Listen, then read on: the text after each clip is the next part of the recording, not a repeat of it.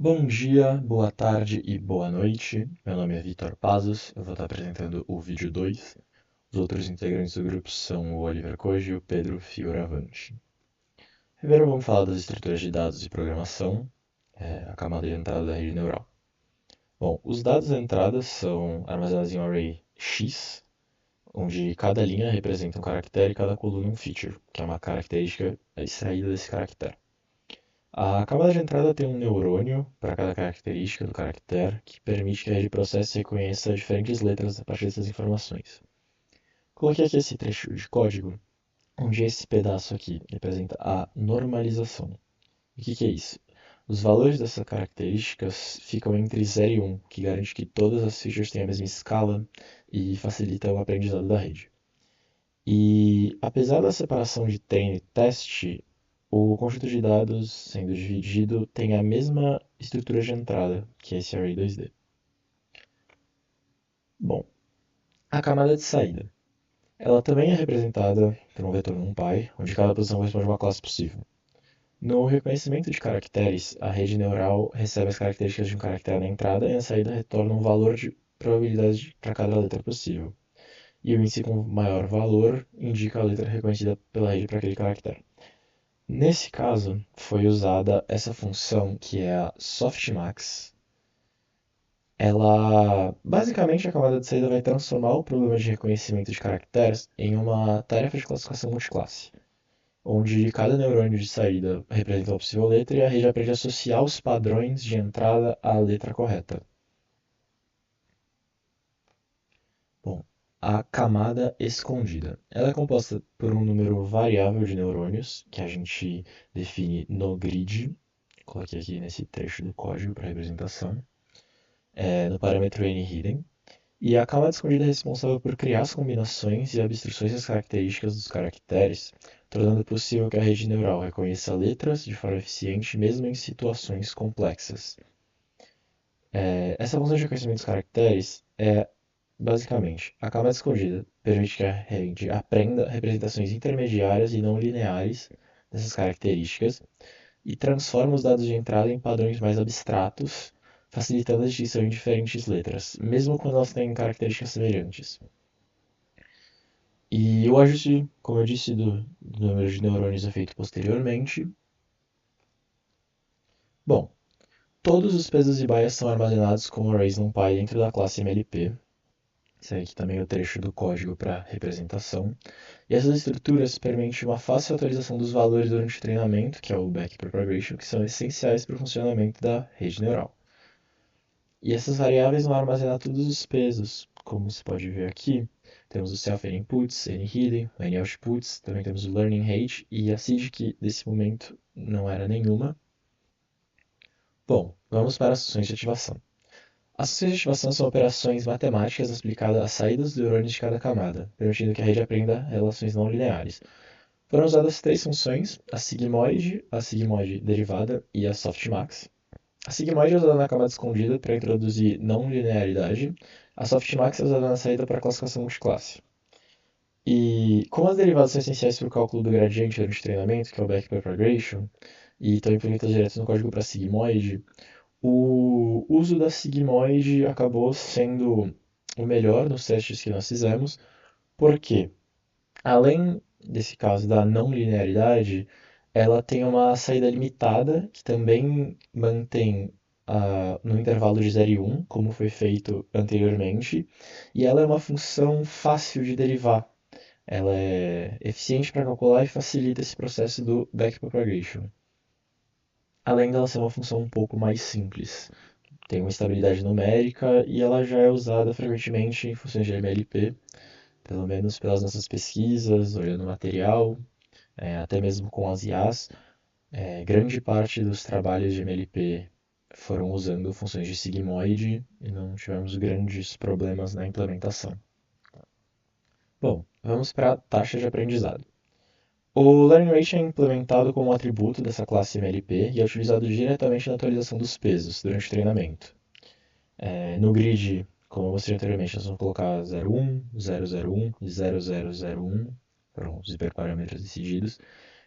E As taxas maiores tendem a acelerar, mas podem instabilizar, então dificulta um pouco na convergência, ou fazendo o erro oscilar sem diminuir. E com a taxa de aprendizado menor, o treinamento é mais estável, mas pode ser muito lento, o que exige mais épocas para convergir, em alguns casos ficando preso em mínimos locais. Na prática, usando taxas de aprendizado muito baixas, nós tivemos que usar muitas épocas, o que deixou o sistema rodando por horas e horas. Então, apesar da gente ter usado diversos valores para propagação, o menor que foi implementado no final foi 0001, que apesar de ainda ser lento e exigir mais épocas, ainda tinha um bom aprendizado, tinha uma acurácia boa. E sobre a taxa de aprendizado variável no decaimento. Se o erro não melhora após o número de épocas, nós temos o patience, que é definido, ela é multiplicada pelo decay e começa a reduzir gradualmente. Então, isso permite que o treinamento comece com uma taxa maior, ele vai aprendendo mais rápido e, quando estabiliza, diminui a taxa de ajustes mais finos, ajudando a evitar as oscilações e melhorando a convergência.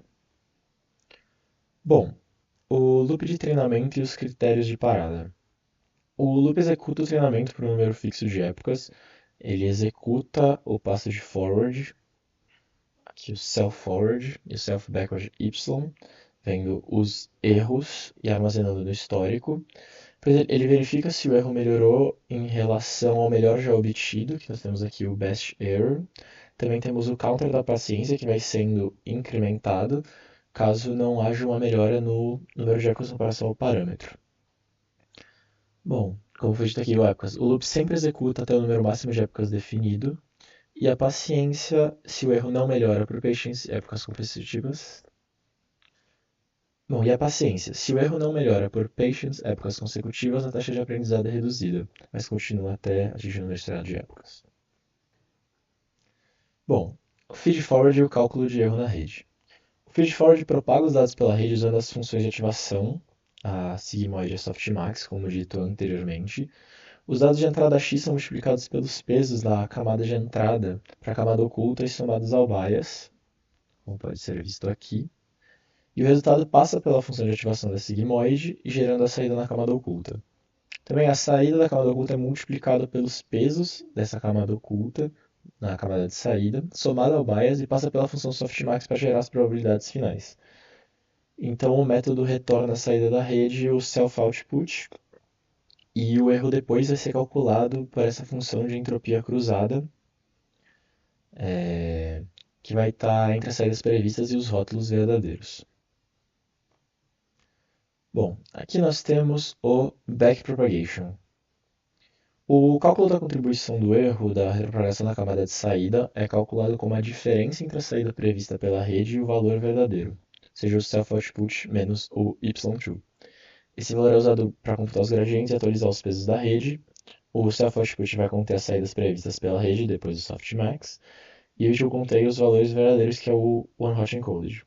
Temos aqui um pedaço da função do backward, mostrando o output error com self-output, essa diferença, e o output delta sendo o próprio output erro. Ele é diretamente colocado durante a retropropagação. Então, esse processo permite que a rede ajuste os pesos da camada escondida de acordo com a sua contribuição para o erro final, tornando o aprendizado possível. Bom, um pouco mais do backpropagation. Como eu disse, vai ser a diferença entre a saída prevista. Nós temos o erro propagado aqui e o gradiente da camada escondida, que multiplica o erro propagado pelo derivado da função de ativação da sigmoide da camada escondida, ajustando o erro conforme a sensibilidade de cada neurônio escondido. Então, temos aqui a função, para ver um pouco melhor tudo o que está acontecendo, usa a derivada do sigmoide. Quanto à atualização dos pesos sinápticos, temos a função aqui embaixo, vamos estar explicando um pouquinho. O self-weights hidden output e o input hidden são atualizados subtraindo o gradiente do erro multiplicado pela taxa de aprendizado, que é o learning rate. O gradiente é obtido pelo produto entre as ativações da camada anterior transposta e o delta da camada atual. Já os bias, que são o output e o hidden, também são atualizados subtraindo o gradiente do erro em relação ao bias, e assim a cada interação os pesos sinápticos são ajustados para reduzir o erro da rede, permitindo o aprendizado. Então vamos para a resposta de reconhecimento do caractere. O caso ele está sendo usado, o cálculo da resposta da rede para o reconhecimento de caracteres também é realizado pelo método Ford, que está implementado na classe MLP, e ele tem duas etapas principais, que é o cálculo da ativação da camada escondida e o cálculo da saída de rede. E aqui nós temos a entrada, que é o vetor de características do caractere, passado por método Ford pela própria classe. Na camada oculta, a entrada multiplicada pelos pesos da camada oculta, somada ao bias, passa pela função sigmoide. A saída da camada oculta é multiplicada pelos pesos da camada de saída, somada ao bias, e passa pela função softmax, que gera as probabilidades de cada classe caractere, como explicado anteriormente. E o caractere reconhecido é aquele cuja classe tem a maior probabilidade de saída. Então, após o método for, saída da rede contém as probabilidades para cada caractere possível, e ele é obtido pela função predlabels, argmax, que não foi colocada aqui, mas eu mostro posteriormente no VS Code. Bom, por último nós chegamos na matriz de confusão. Apesar de ter um trecho aqui do código, eu vou estar demonstrando no VS Code para ficar um pouco mais claro. Vamos aqui para a matriz de confusão. Aqui temos a definição. Ó, como nos comentários a gente vê, ele calcula a matriz de confusão por probabilidade de classificação multiclasse. Mas, basicamente, o que ela faz? Vai inicializar uma matriz vazia de zeros, n classes por n classes. Vai percorrer cada par da classe real e da classe prevista, seguindo esse loop. E incrementa até que a matriz esteja inteira preenchida com a classe real e a classe prevista. Nós fizemos algumas funções para os testes. Depois vão ter as métricas da classe. E as métricas vão ser expressas. E também, apesar de a gente usar o cálculo da acurácia global, a matriz de confusão ela é importante porque ela mostra os erros em cada parte, quando a acurácia não é capaz. Ela, apesar da gente conseguir às vezes uma acurácia de 80%, 85% ou até 90%, ela esconde informações muito importantes que a matriz de confusão vai estar nos apresentando.